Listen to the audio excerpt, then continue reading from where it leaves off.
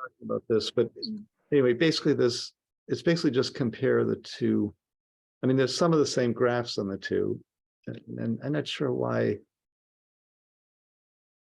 Look at Lou's supplemental. It explains the nuances of the technique. So that's the thing about where he takes the, like you have two. So in the AFM, you tap and you pull up, and then you could get one strand, or you could get multiple strands.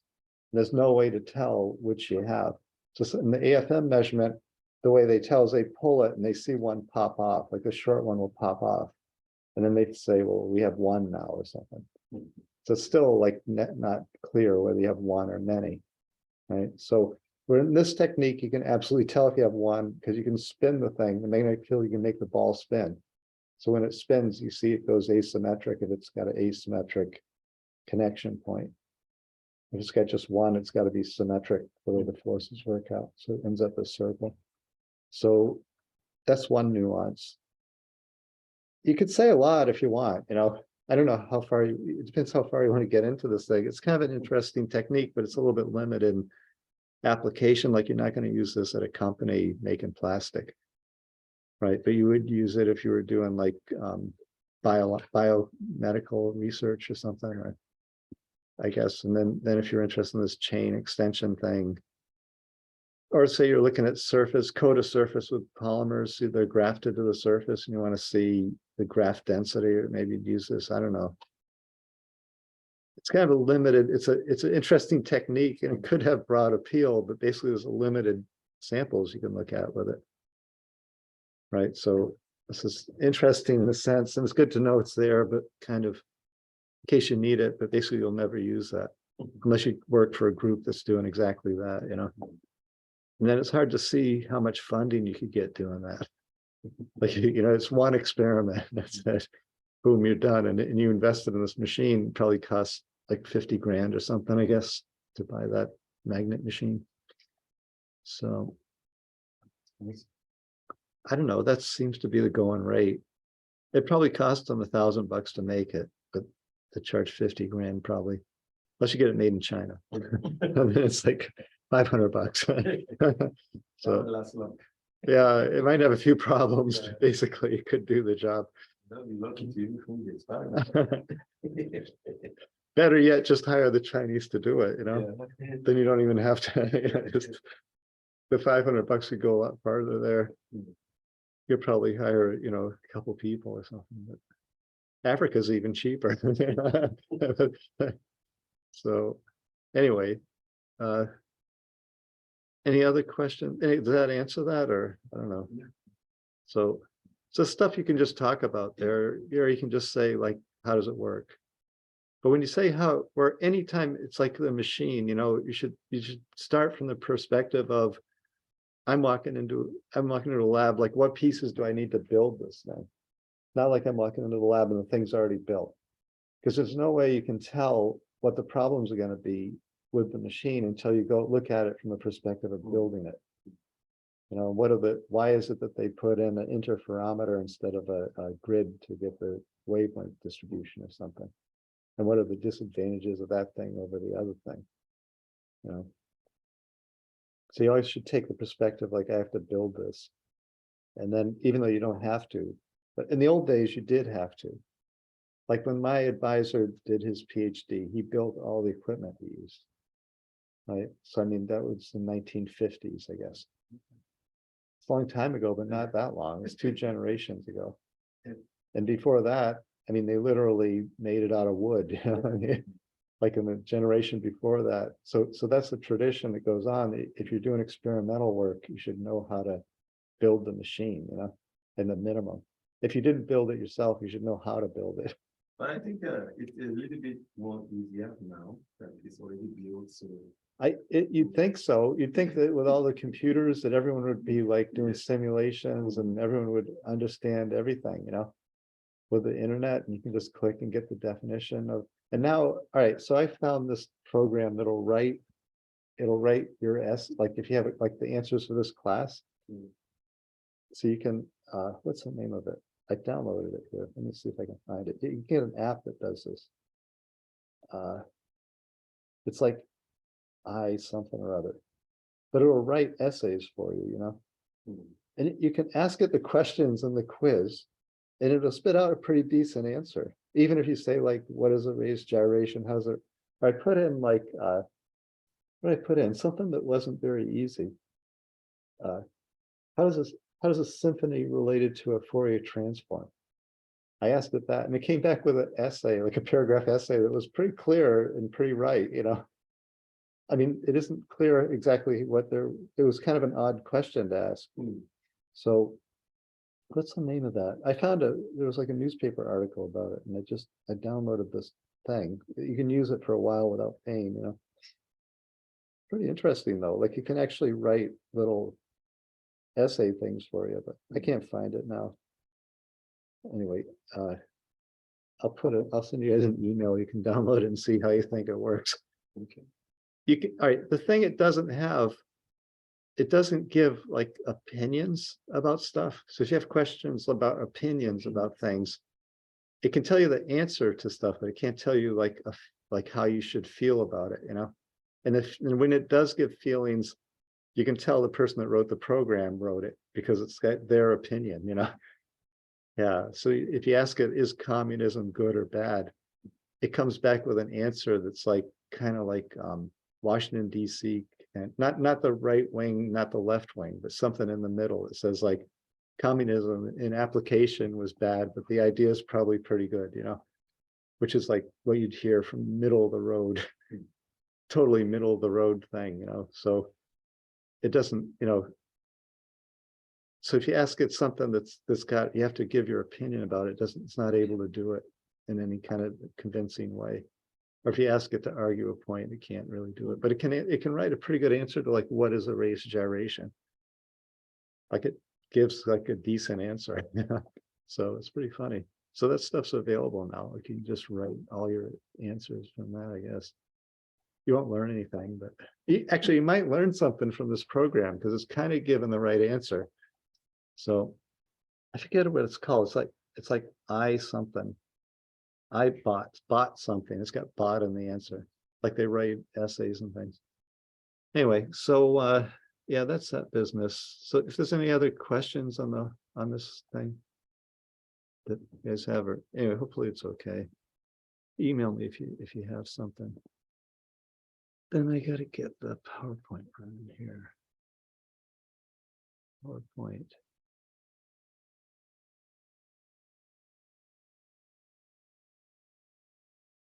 Need this one.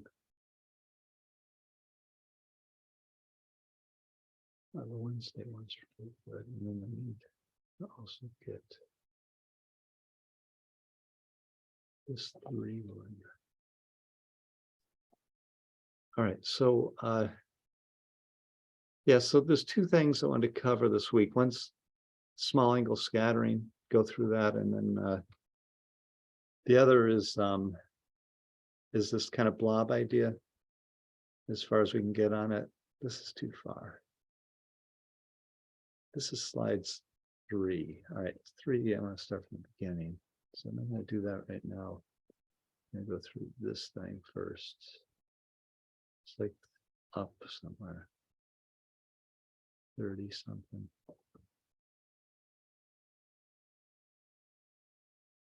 So we did that. We did raise gyration, and this thing, we'll just start here. And right here. So let me just go. I realized there was something missing. I didn't get a chance to make a slide for this, but so see, I already have sniffles. All right, now what is this guy going to do?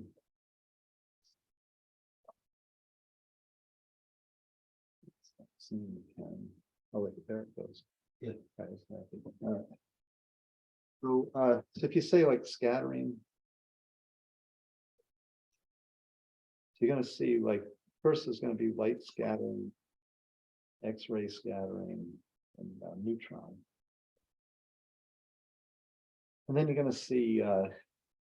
So also, if you Google just scattering, which I did to find a paper for this week, right, then you realize you have you'll get Raman. And maybe you'll get Brillo. I say Brouillon, like I can't spell it, but if I say Brillo, I can say spell it. Right, those are kind of partners. This is phonons, and this is molecular vibrations.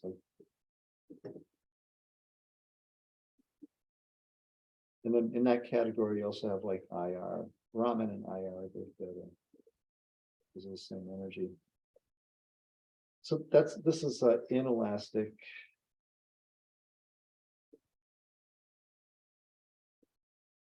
And then you also have quasi-elastic and inelastic neutron.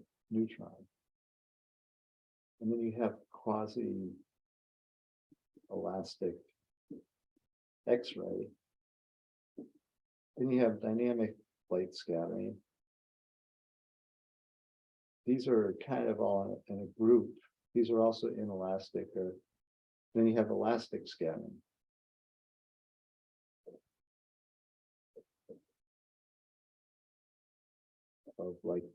Of these three things.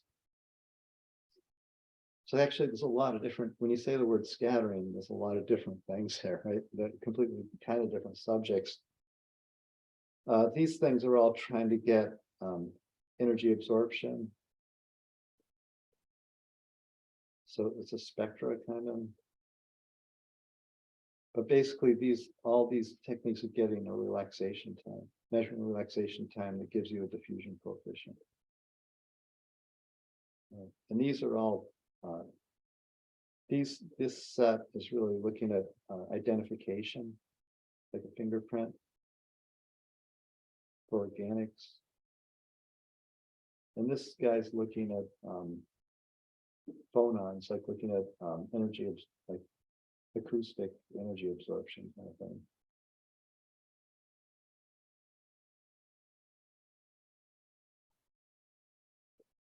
So that also gives a spectra that gives you the vibrational states. This is really for metals and like ceramics, and these are pretty much for polymers and organics. It's like Raman's used for graphene and for buckyballs and nanotubes. So you can identify the inelastic vibrational absorptions.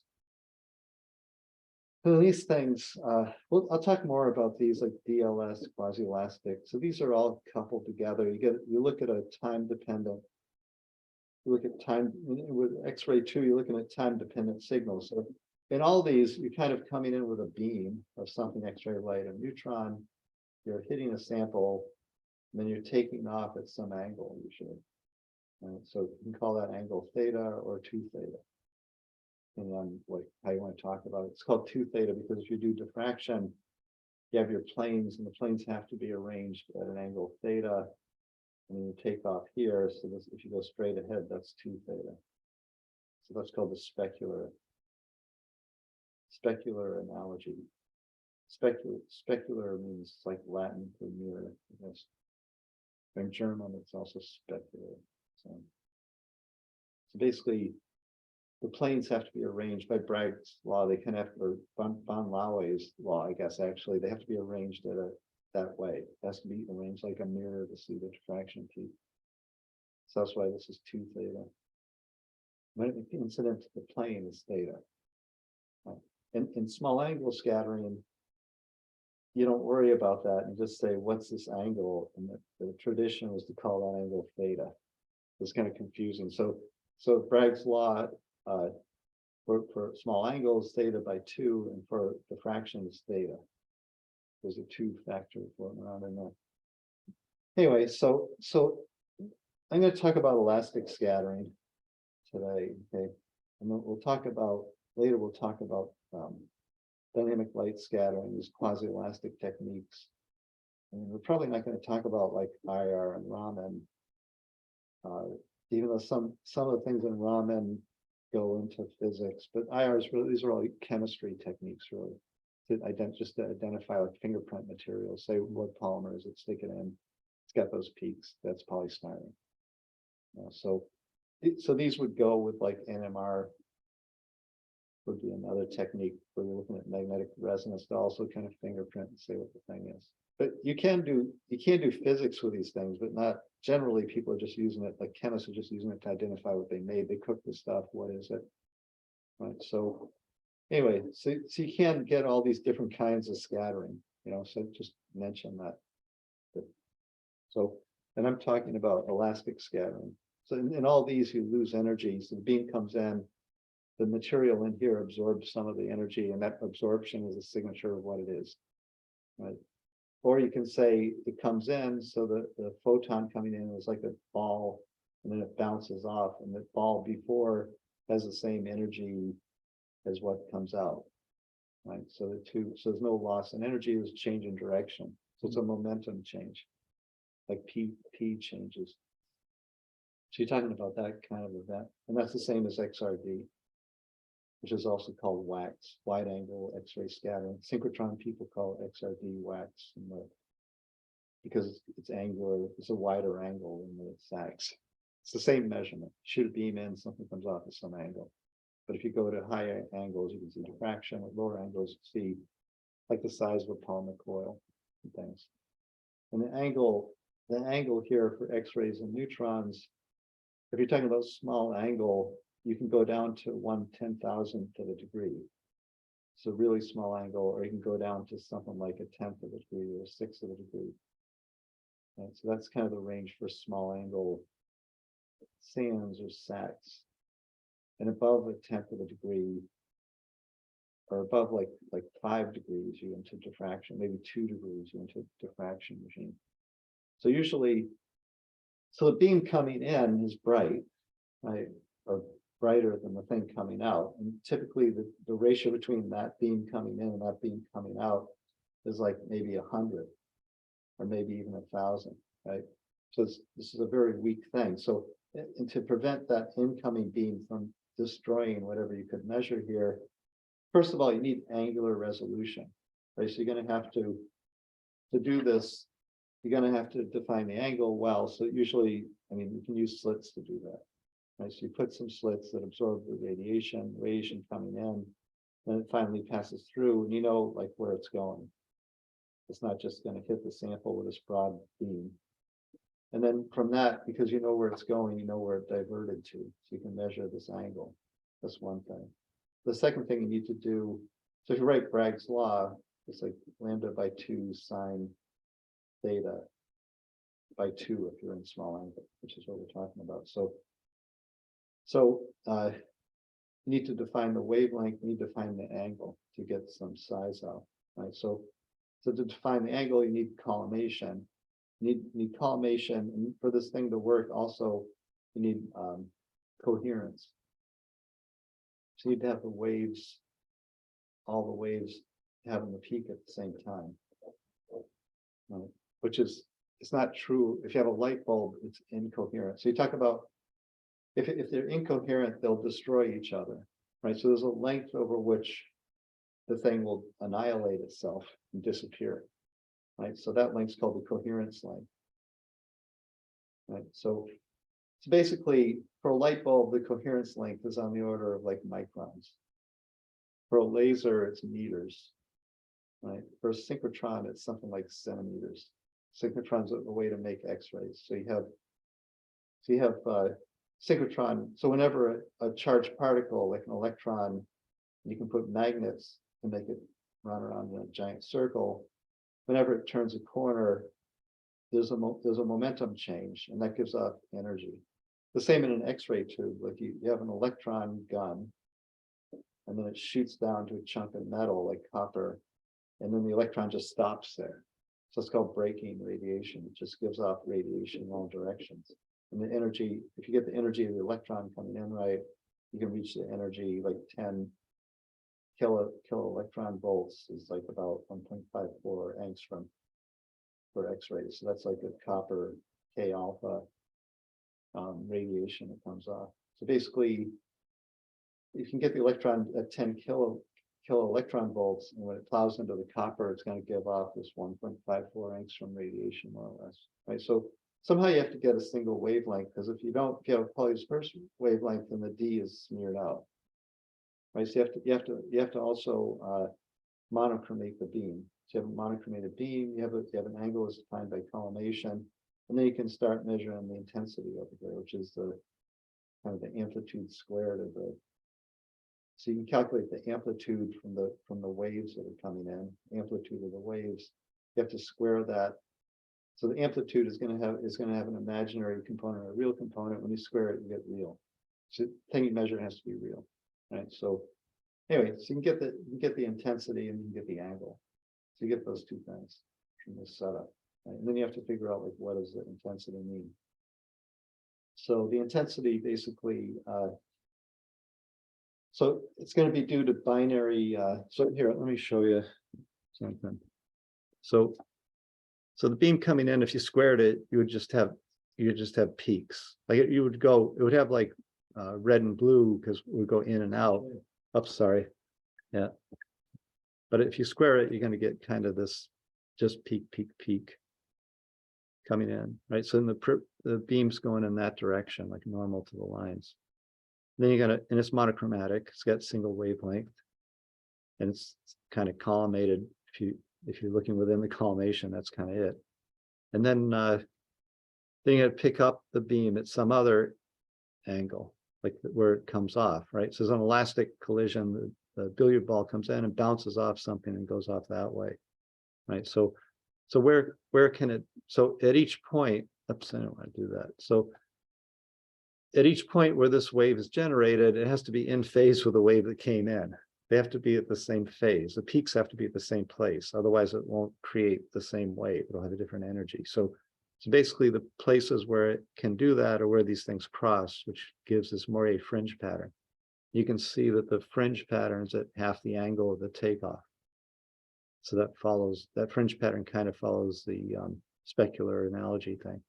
In other words, that fringe pattern's at half of theta, and this is at theta, right? So, and oops, that's not what I wanted to do. And that thing changes, let's see, sorry.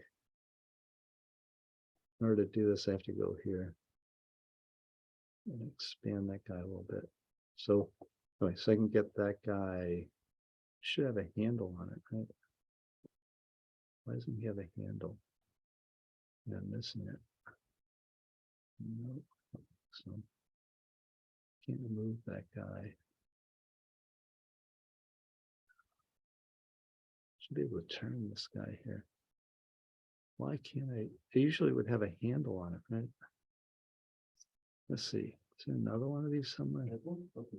Try and take out the enable delete and constancy. Oh, all right, good. Let me hide this. Hide fluid meeting controls. Oh yeah. Thank you. Sorry. Enable editing. That's all right. What is this? Microsoft identified a potential. Right. Thanks. Lots of advice from Microsoft here. All right, there it is. Good. All right, so we can change the angle now. So you see, when you go to high angle, that fringe pattern pulls in together. It finally reaches lambda by 2. It'll reach half a lambda. And then as you go out, there's no limit to how big it can get. So if you could measure at small angles, you could measure, if you could measure at 0 angle, you could measure infinity with any wave, with any radiation. There's a limit at the high end. So it's like inverse space. So in your real space, so at the high angle end is the small size. So the small size is limited. The smallest thing you can measure is limited, which is at high angle. So it's inverse, and it's inverse to the world too, kind of. It's like the smallest thing you can measure. We don't have limits to the small thing that you can measure. Here it's limited because of the wavelength, but we have kind of limits to the infinity end. Like here you can measure infinity. Like you could go to 0 angle and get to infinity and beyond, you know. So that's from a movie. Anyway, so so anyway, that's kind of the deal here, right? So you can get to very large sizes if you can set up. So this is an instrumental problem. Like, so the problem is you need collimation, and the main beam is so bright, and 0 degrees is within the main beam, right? So you have to have it collimated so well to get to the low angle, right? So that's kind of the deal that this is going on. Like it's all an experimental technique problem to get to infinity. So if you use an X-ray as 1.54 angstrom, you can measure 0.7 angstrom, and you can go up to centimeters and meters if you want. There's no limit. It's an experimental limit. So the actual limit with X-rays is about a micron. So you can get 4 orders of magnitude in size with that. And with neutrons, the absolute largest is a centimeter because of the optics are different. So basically you can measure from an angstrom to a centimeter with neutrons. And you can get kind of, if you have hierarchical things like polymers, you can pick out the features from it, right? So that's kind of the deal here. Right, so that's one thing. And then so you're thinking about putting the, so you have, say you're doing diffraction, so you have an atomic plane, and then you want the atoms have to be aligned with that fringe pattern to get a reflection. Right. So if you say you put a perfect crystal like a diamond ring into an X-ray beam, then the odds are way low that you would get anything. Because the odds that your diamond ring is going to be perfectly aligned to fit in that position is almost 0. Right. So what you do, you have to spin it, right? So you do diffraction, you'll spin the sample if you have a single crystal. So you get rings from that. Or you can grind the diamond ring up into a powder. So you do a powder pattern. So you can get, and the only parts of that powder you're measuring are the ones that are perfectly aligned like that. Right. So also you can get orientation of the samples from this way, but the orientation is going to be kind of funny because it's like a reflection orientation. So if it's oriented, say it's oriented horizontally, you'll see streaks perpendicular to it. So so it's inverse space in terms of big distances and angle are going to be small sizes, and it's inverse space in the idea that something going up is going to point sideways, and something pointing sideways is going to point up. So the orientation is 90 degrees off from whatever, because it's a reflection that you're looking at. Whereas if you have a plane, say it's oriented horizontally, but the reflection is going to go up to the ceiling, right? So the orientation is 90 degrees off from whatever you think. Those are kind of the two major nuances of this thing.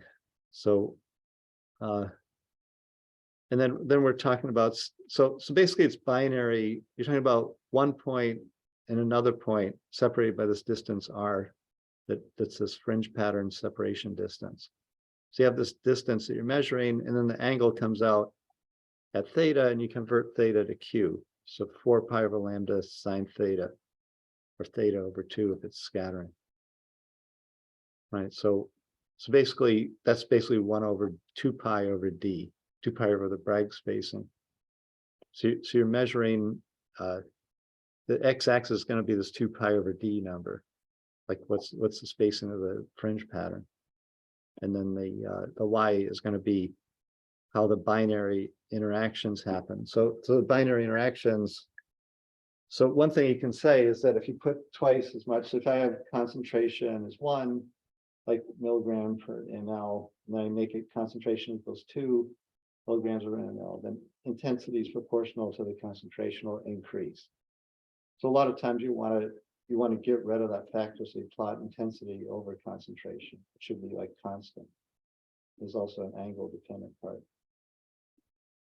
Right. So, and then so you have like kind of, you could say like the number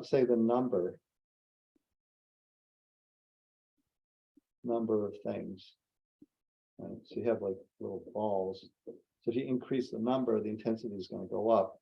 And then within a ball, you have like so many, if it's X-ray scattering, so many electrons, like how many electrons?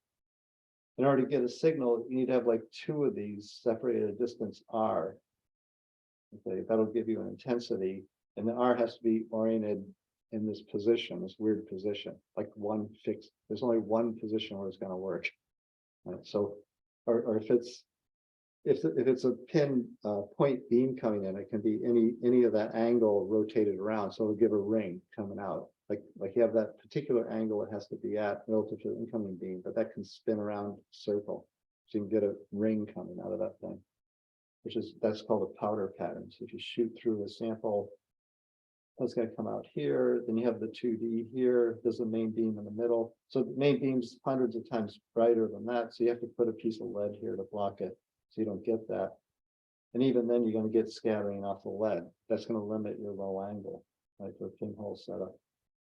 And then if it's a powder that's here, or if polymer, any organics, usually like powder, or it's floating around in solution, so it's randomized. So basically, you're going to get a ring. So that's like a powder pattern. So that thinking that you're going to get rings from some kind of polymer sample usually, unless it's a fiber. So if it's a fiber and the thing's oriented that way, you're going to get peaks over here. Right. So if you see peaks horizontally, you know your fiber was pointing up and down. Right. So anyways, so the number of electrons, it's binary, so it's going to be the number of electrons squared.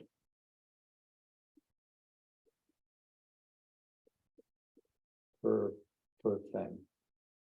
So the intensity is going to be proportional to the number of things times the number of electrons in a thing squared. There's two factors, right, that kind of govern this thing. From like the Thomson factor, electron scattering, and things like that. So these things. So say you have a polymer, right? If you had a polymer here, well. And NE depends on R in that case, right? Because you have the total polymer, and then you have, if you go to smaller r, well, NE is going to be proportional to R squared because it's self-similar. So you have like NE times L squared is going to be, or let's see, no, the number is dependent on R. NE is fixed. Numbers proportional to R. Sorry, the number. It's going to be proportional to R squared by L squared, the number within the size scale R. Right, so if you're probing, so you have to be, the 2 points have to be within R, but the number within R changes by the scaling factor R squared. Right, so basically, if this thing's dependent on R squared and Q is 1 over R, then this thing's going to go with like 1 over Q squared. Or Q to the minus 2. So the dimension, this df number, comes out directly as a slope. If you do log of I, log of Q, and you have minus 2 as a prefactor, the 2 here comes out front for a log. It's going to just get log I, log Q, and you get this minus 2 thing for a polymer chain. Right, and then when it gets down to the 0, then at some point, if you get larger than that, so if your R is this big, then this whole chain just becomes a dot. Right, and then this intercept over here is going to be number of electrons in a chain times the number of chains. So it's going to give you the kind of the mass and the concentration, and the number over here for the intensity. Right, so then you can say, like, because at this point, you're at the size of a chain, and beyond that, the chain just becomes a dot. So it's just like how many dots are there? And then what's the electron density of the dots? Right, which is related to the molecular weight. So, and then usually divide this by concentration, so that the N part would drop in and just have that term. Because if you know, I mean, you know what you put in, so you know the concentration. So, all right, so.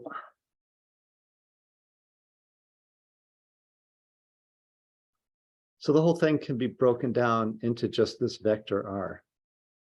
Right, we just talk about this red vector R, and kind of forget about, and R is related to Q, right? So as you change Q, you change an R. So you're kind of thinking about, forget about the lines and just talk about some vector. And if it's a powder, if the thing's random, the vector's pointing in random directions in the sample, right? So anyway, so you can think about like some odd shaped object, and then it's just the arrow, the red arrow that can point in any direction in the sample. So you could move the arrow around, or you could move the thing around, right? So So you could, if you move the thing around, then they would like superimpose each other.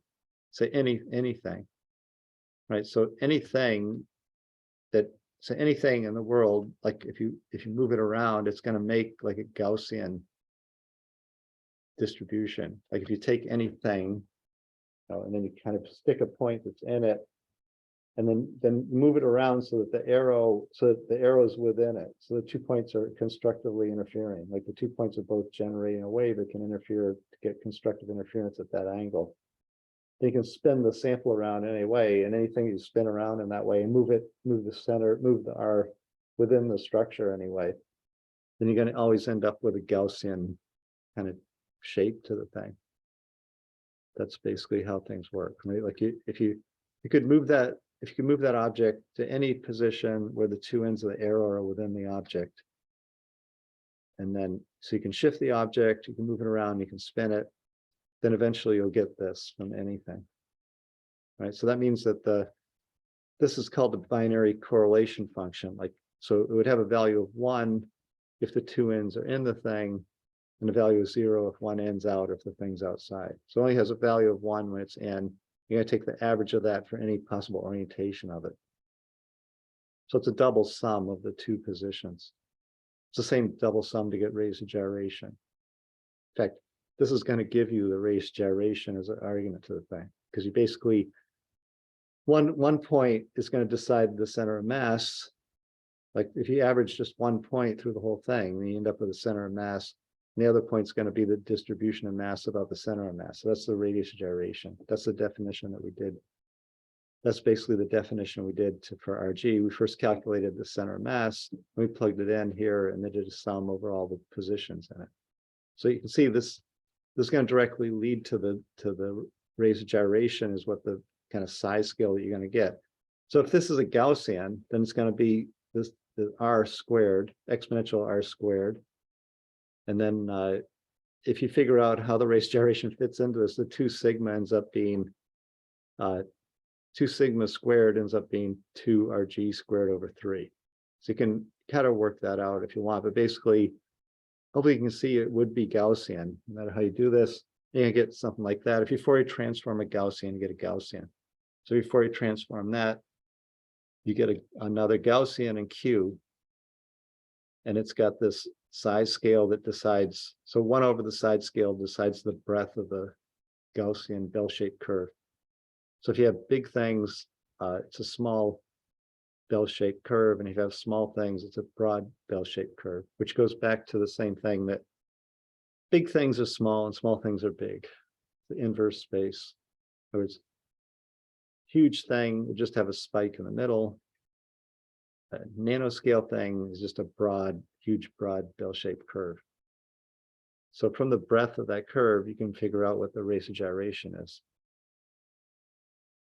That's called Guenier's law. So Guenier was a French guy that came up with this equation, but it's kind of like he didn't come about it this way, you know. There's many ways to get this equation, but basically it ends up being that it's a Gaussian.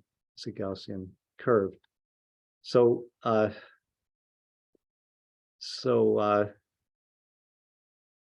what else is in here?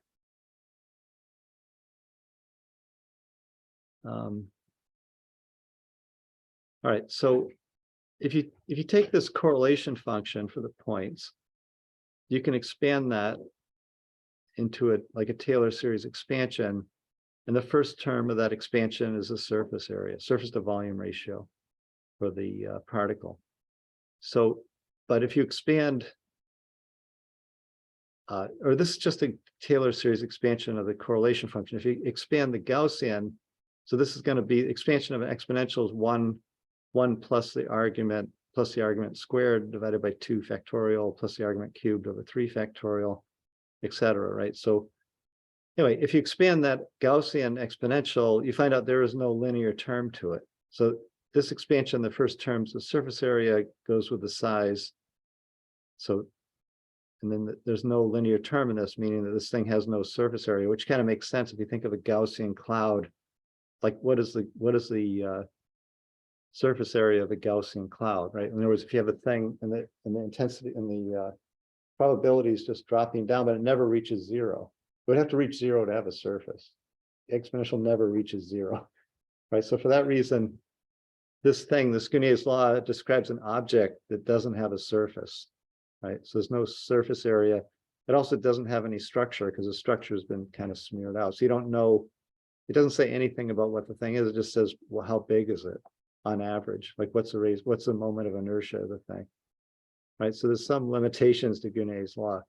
And those limitations show up when you get to smaller and smaller sizes. Right. So when you get to smaller and smaller sizes, then you can see the surface. Then the surface becomes important because for every 2 points in the middle, there's always one in the middle that's destructively interfering. So if the two things at the side are in phase and the thing in the middle is out of phase. So that means that basically when you get to the surface, only the surface gives scattering. So you can't, so basically when you get to high Q, this thing's going to fail because this thing's going to zero. And then you have other things come in, like the details of what's within it or the surface, one or the other. So either the shape of it or what's within it, or the like if you have a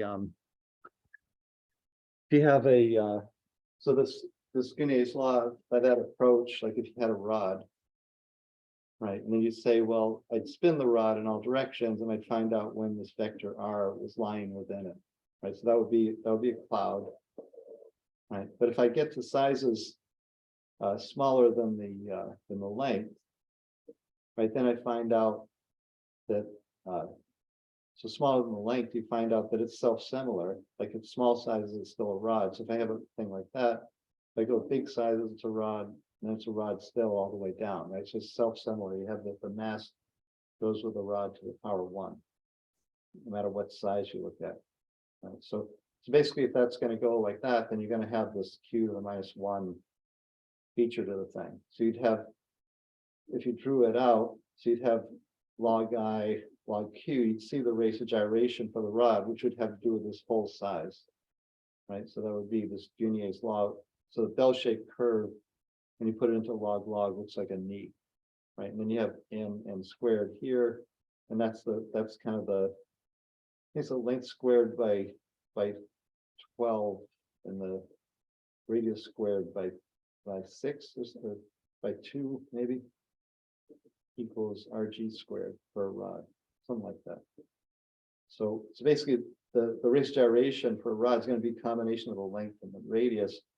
When you get to R is smaller than the length, then you only see this, like you only see, I mean, your field of view is here, so you just see the same thing, you see the rod, right? Until you get to the radius, and then you're going to see another Gounod size for the radius. Right, so you're going to have between those two, you're going to have a -1 slope. So this thing's picking out. So what you do when you want to look at scattering is you're going to do like log plot, log intensity, log Q. You're going to look for these power laws, and you're going to say that's a rod, because there's only one thing that can have -1 is a rod, right? So basically you'd say that's a rod, and then you can see there's two knees at the end. Well, that's the length more or less. And that's the radius more or less. And then when you get to the high end, there's a -4 slope, and this prefactor, that's the surface to volume ratio. We'll talk about that after. Let's go forward. Okay, so basically you're gonna, first thing you do is take log and look for these power laws, right? And then you can, from the power law, you can say, what is it? Or you might have a TEM that shows that it's rods. You might expect to find that. You do log to find the -1, and then you go, well, that's the length of the rod, and that's where that -1 ends is at the length and at the diameter. And then you'd say like it goes to -4, so I'm done. The show's over when you reach -4. That's like the surface scattering.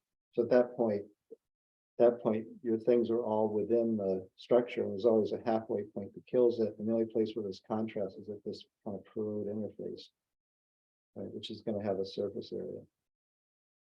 So basically that will spit out this -4 law. So the rules of the scattering change when you get to that size scale below the radius of the rod.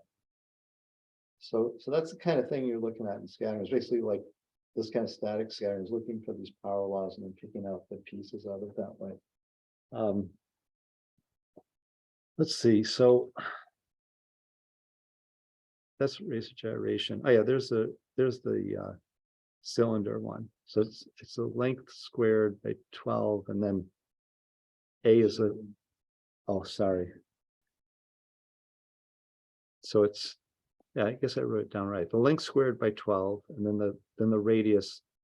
So the A and B radius divided by 4, but if those are the same, if it's symmetric, then it's by 2. It's like R squared by 2, semi-axis. So anyway, so this rule, you can calculate the radius of gyration for any of these things. All right, so anyway, we got 5 minutes. So basically, Debye, like during World War II, Debye worked out this formula for the scattering from a polymer chain using the kind of the same argument as that is a radius of gyration thing that we did, is this thing. It's kind of doing a double sum to get the correlation function. Same kind of double sum is here to get the correlation function. It wasn't published till like after the war because the US held it as, he was working at Cornell and he was working at the Rubber Institute, which is to replace the Malaysian rubber that the Japanese had captured. So we didn't have rubber for tires. So they're making synthetic rubber, which is like a top secret operation. We didn't want the Germans to find out about it or something. So anyway, all the work he did was under confinement during the war.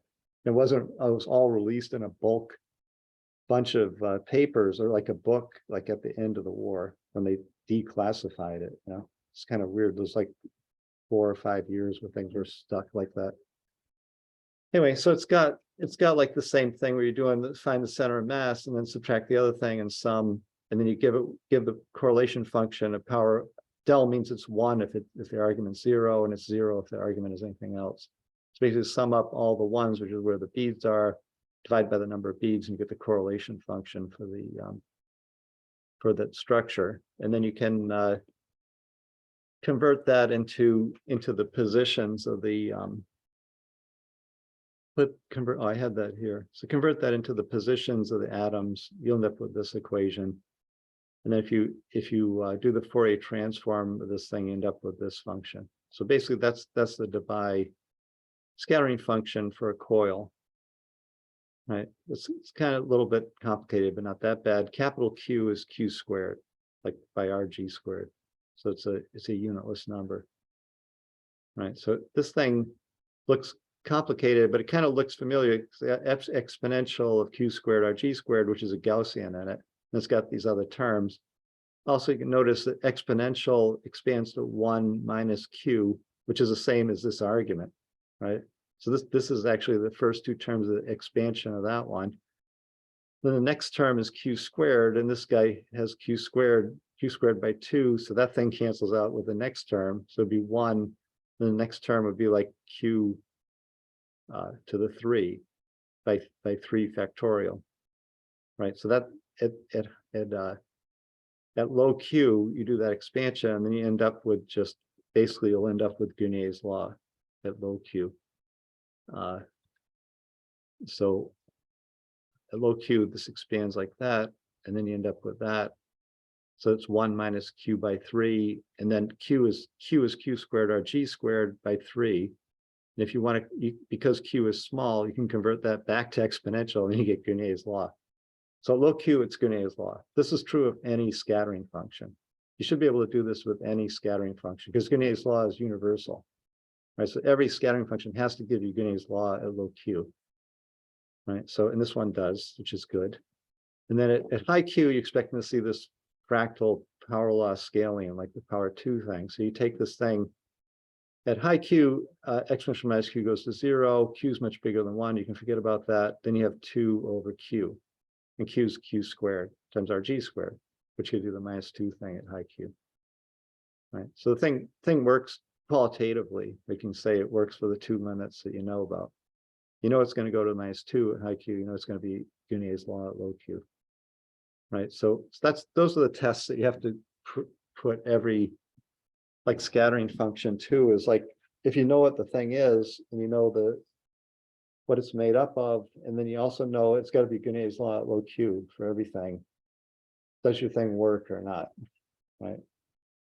So next time I'll just go quickly through like testing a couple other equations that are out there, whether they're true or not. In particular, like we already have seen this, well, you probably didn't notice, but one of the papers, they do a computer simulation, then they do a Fourier transform of this R vector in their structure, and they get the scattering, and then they analyze the scattering using this function, which is called the Ornstein-Zernike, or also called the Lorentzian function. Right, so we'll see that that one doesn't work. Like this doesn't work for polymers. So if you do this same analysis like the high Q, low Q, but the computer simulation people see this is slightly complicated, and you can't like it's difficult to integrate it. Right, so basically they like this function better because it's simpler, and it kind of does the same thing more or less. But so the simulation guys just use this, and also because it's attached to Ornstein-Zernike, and Zernike won the Nobel Prize. Not for this though. He won it for the confocal microscope. So the things that Zernike actually did that were important, this isn't one of them, but basically the things he did, which was like the correlation functions, he didn't win the Nobel Prize for. He won it for the stupid microscope. Just goes to show you, you know. So Nobel has to be for something useful. I guess that's what it's supposed to be. But anyway, maybe they understood that when they gave him the prize. But anyway, so I'll just pick up here. Any questions or anything and stuff? Do any of you guys at home know why no one's here today, or is it like a holiday, or it's just Super Bowl? Any hints? Because the school's kind of empty I think a lot of people are just tired. from the Super Bowl. Huh? Yeah. It was a good game, I guess. It looks like it ended with a penalty. Guess that's unfortunate. All right.